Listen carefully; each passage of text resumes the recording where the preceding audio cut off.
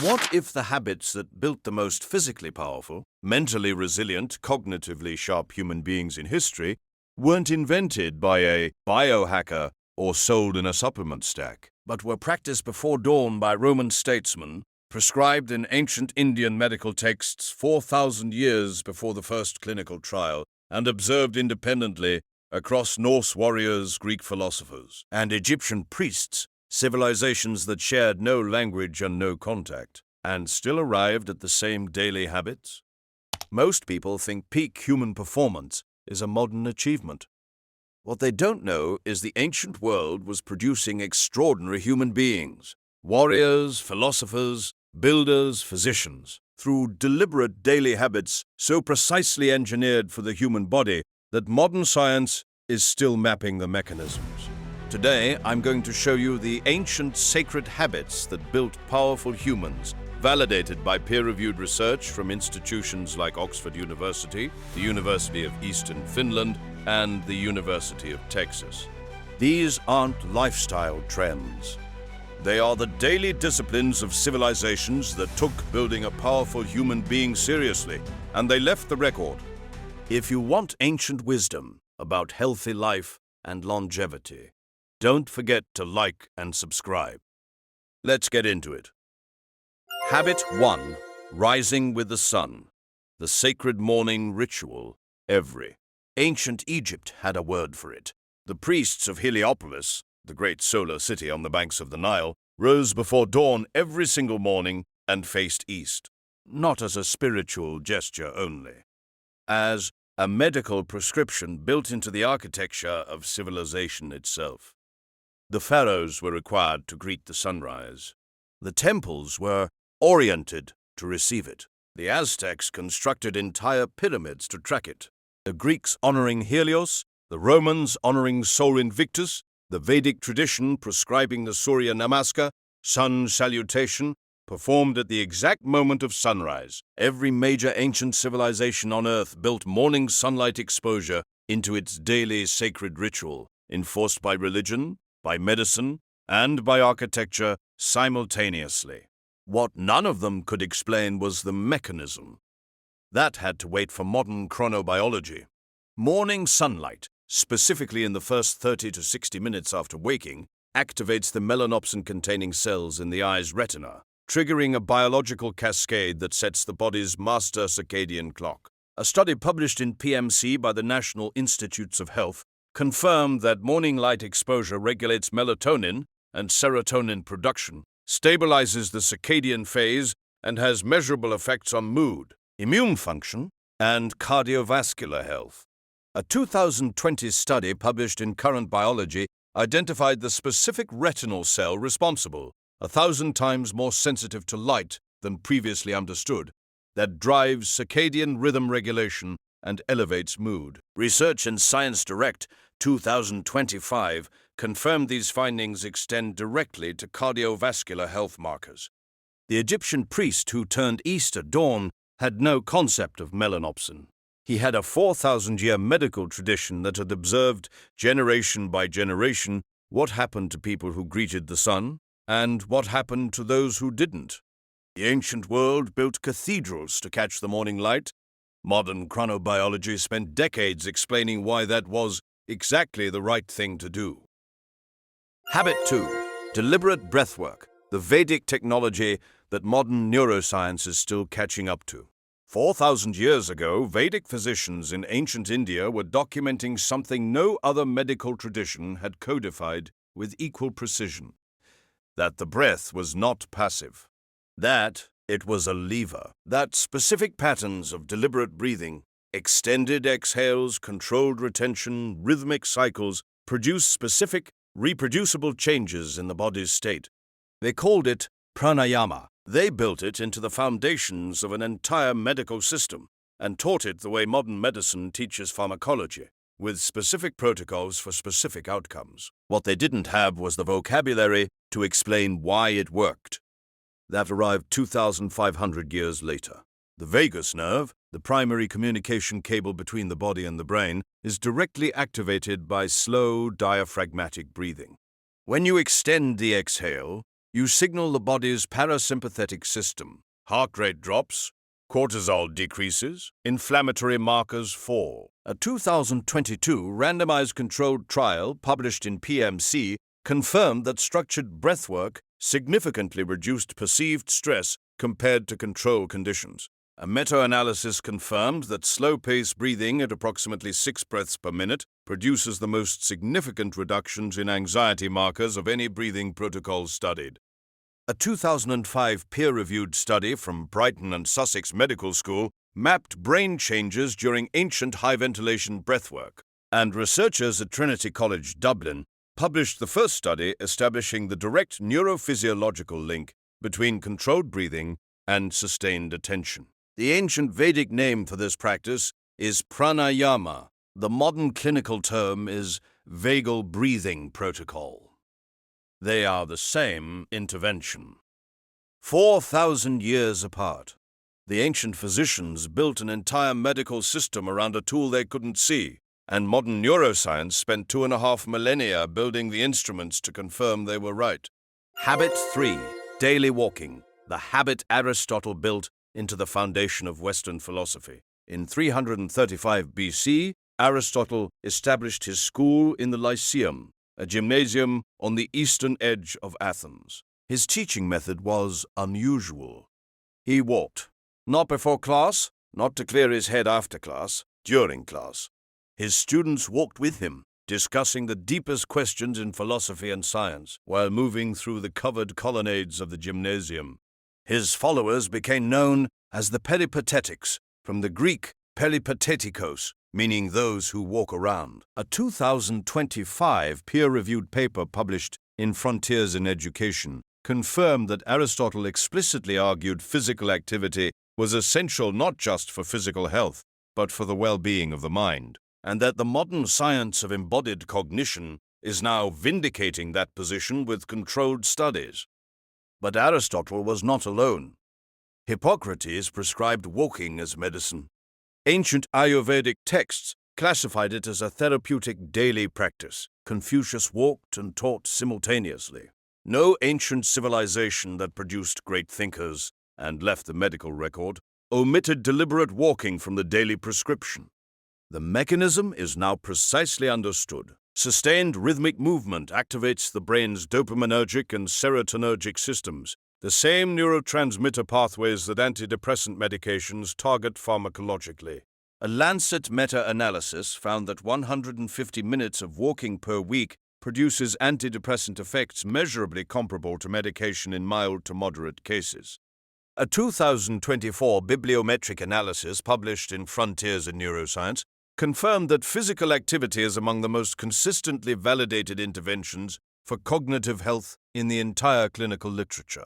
And critically, walking doesn't just change brain chemistry, it changes brain structure. Regular aerobic movement measurably increases hippocampal volume, the brain region most responsible for memory, decision-making, and emotional regulation, and the region most degraded by chronic stress.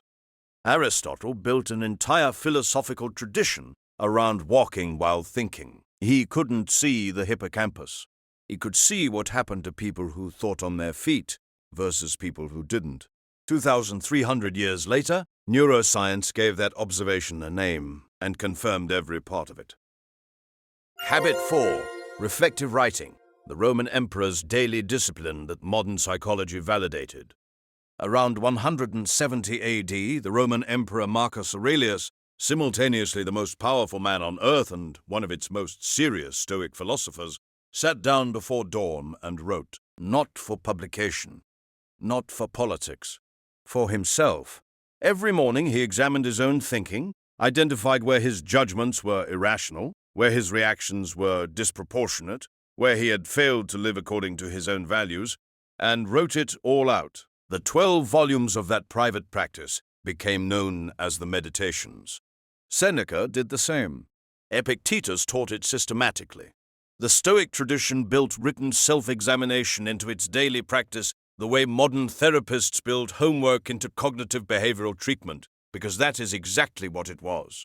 A PMC review, published by the National Library of Medicine, concluded explicitly that Marcus Aurelius's meditations could be read as an early example of a modern therapy journal, and that Stoic mindfulness practices have direct structural parallels with cognitive behavioral therapy interventions. The clinical evidence is extensive. Dr. James Pennebaker, a social psychologist at the University of Texas at Austin, has spent decades studying the effects of expressive writing on physical health. His 1988 study, published in the Journal of Consulting and Clinical Psychology, found that participants who wrote about difficult emotional experiences showed measurably stronger immune responses, including increased T helper cell activity. His paradigm has since been validated in over 200 peer-reviewed studies. Meta-analyses confirm that expressive writing is associated with reduced health center visits, improved psychological well-being, better immune function, and lower levels of anxiety and depression.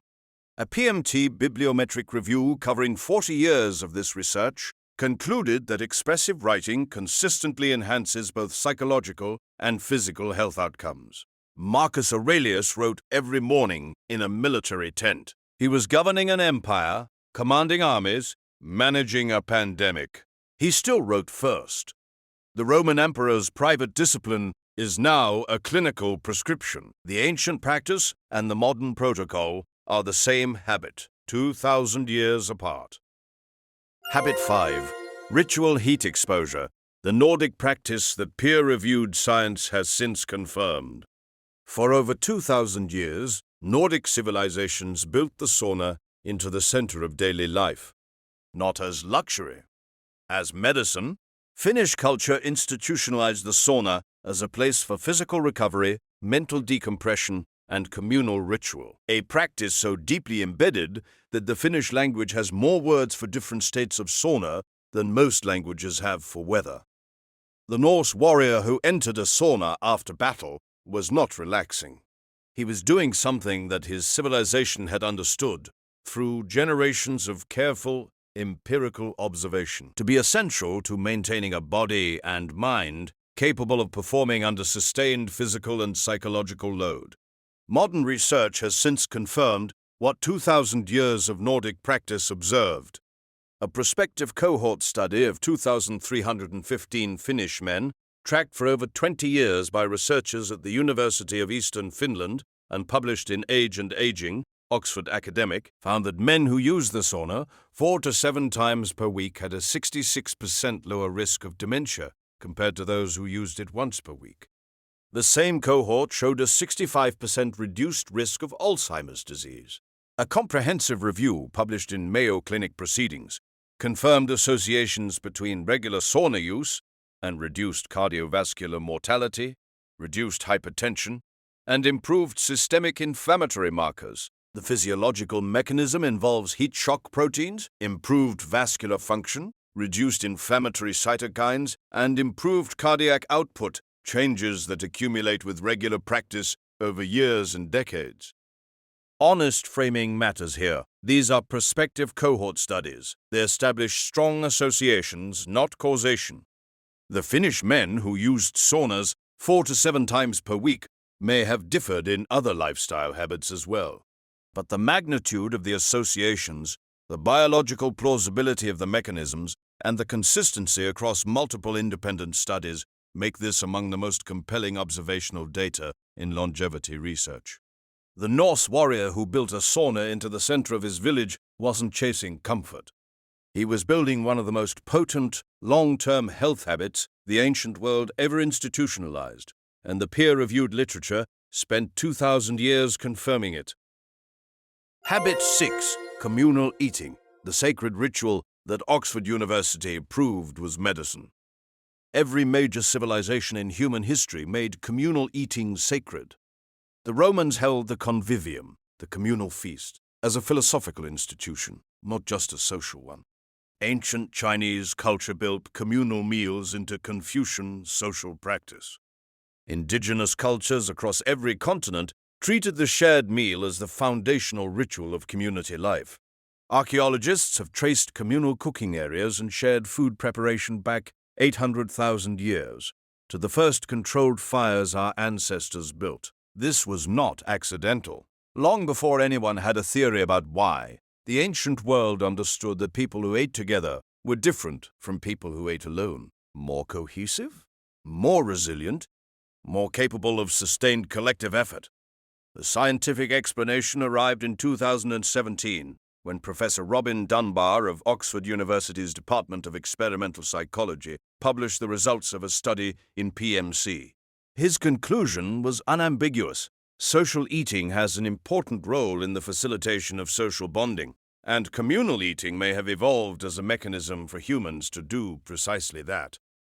People who eat socially were found to be more likely to feel better about themselves, have wider social networks, and have greater access to emotional and practical support. A separate PMC review in social neuroscience documented the neurochemical pathways activated during shared meals, specifically the release of endorphins and oxytocin, confirming that the bonding produced by communal eating has a direct biological basis, not merely a cultural one. The implications extend far beyond mood. Loneliness, the absence of the social connection that communal eating provides, has been formally classified by several major health bodies as a mortality risk comparable to smoking 15 cigarettes a day. Professor Dunbar's own research notes that people who eat socially have significantly wider support networks and better access to emotional resources during crisis, the exact infrastructure that separates resilient communities from fragile ones. The Roman philosopher who refused to eat alone understood something about human biology that Oxford University published a peer-reviewed study to explain. 800,000 years of communal fires. One Oxford study? The same conclusion. Let's keep going, because the next habit on this list is one the ancient world didn't just recommend. They engineered children into it from birth, and the neuroscience behind it reads like a pharmacology manual. Habit 7. Cold water immersion, the ancient discipline that built stress resilience. The Spartans immersed their children in the cold waters of the river Evrotas from birth, not as punishment, as engineering. Roman public baths featured frigidaria, cold plunge pools, as a required stop in the bathing circuit. The Japanese misogi purification ritual, documented for over 1,000 years, involved immersion in cold rivers and waterfalls. Norse warriors plunged into icy fjords. The ancient Egyptian medical text known as the Edwin Smith Papyrus, dating to approximately 3,500 BC, contains the earliest recorded reference to cold therapy. 5 civilizations, 5 continents, no shared language, no shared medical tradition. All arrived at the same discipline. That convergence alone is worth paying attention to. Modern neuroscience has since identified the mechanism, and it is precise. Cold water immersion triggers an immediate norepinephrine surge of up to 300%. Norepinephrine is the same neurotransmitter targeted by an entire class of antidepressant medications, the SNRIs. It also produces measurable dopamine release and activates brown adipose tissue, generating heat through metabolic activity. These are not overlapping mechanisms with breathwork or fasting. This is a distinct neurochemical pathway activated by a single environmental input within minutes of exposure. Research published across multiple PMC studies confirms that repeated cold exposure progressively reduces cortisol reactivity to psychological stressors. The body, trained by controlled cold stress, becomes measurably more resilient to uncontrolled stress. Important and honest framing. A 2025 article citing new research noted that cold plunges immediately following strength training may blunt muscle protein synthesis. Cold immersion for performance and resilience is not the same as cold immersion as post-workout recovery. Context matters. And human clinical trials for mental health applications are still developing. The Spartan mother who placed her child in cold water every morning was not being cruel. She was engineering a stress resilience that her civilization had discovered through observation and built into the fabric of daily life. Modern neuroscience is still formalizing the clinical protocols for what she already understood. Habit 8. Intentional fasting, the ancient discipline that won a Nobel Prize. Hippocrates said it plainly in the 5th century BC. Instead of using medicine, fast for a day. He wasn't speculating. He was summarizing what 2,000 years of Greek medical observation had established, that the body, given a deliberate period without food, activated something that fed it could not. Ancient Egyptian purification fasts were understood as physically restorative, not merely spiritual. The Stoic Seneca fasted regularly, prescribing it to others and describing the clarity it produced. Pythagoras reportedly fasted for extended periods, claiming sharpened cognition. Every blue zone population ever studied, the communities that consistently produce people who live past 100 in exceptional health, incorporates deliberate periods of reduced food intake as a cultural norm. None of them could explain the mechanism. That had to wait until 2016. That year, Japanese cell biologist Yoshinori Ohsumi won the Nobel Prize in Physiology or Medicine for mapping what the body does during fasting at the cellular level. The answer is autophagy, from the Greek for self-eating. When incoming nutrients are absent, cells activate a recycling program, dismantling their own damaged proteins, dysfunctional organelles, and the accumulated cellular debris that builds up with age and stress. Misfolded proteins are broken down and repurposed. Mitochondria that have lost efficiency are cleared and replaced. The same amyloid beta proteins associated with Alzheimer's disease are among the structures that autophagic activity specifically targets. Modern research has linked regular fasting to reduced inflammatory markers, improved insulin sensitivity, measurably lower biological age in epigenetic studies, and dramatically reduced rates of the chronic diseases that dominate modern mortality: cardiovascular disease, neurodegeneration, and metabolic dysfunction. Hippocrates had no concept of autophagy. He had no epigenetic clocks. He had 2,000 years of accumulated observation from a medical tradition that paid careful, systematic attention to what the human body actually did. And what it did, when given a day without food, was exactly what Yoshinori Ohsumi spent his career proving in a laboratory. 2,500 years of clinical practice, 1 Nobel Prize in medicine, the same conclusion. 8 habits. Thousands of years of accumulated practice across civilizations that had no sports science labs, no randomized controlled trials, no peer-reviewed journals, and no pharmaceutical industry to tell them what a powerful human being required. They had something different. They had careful attention. They had generation after generation of observation about what happened to people who practiced these habits daily, and what happened to those who didn't. And they built that knowledge so deeply into their religion, their medicine, and their daily ritual that it survived long enough to be tested.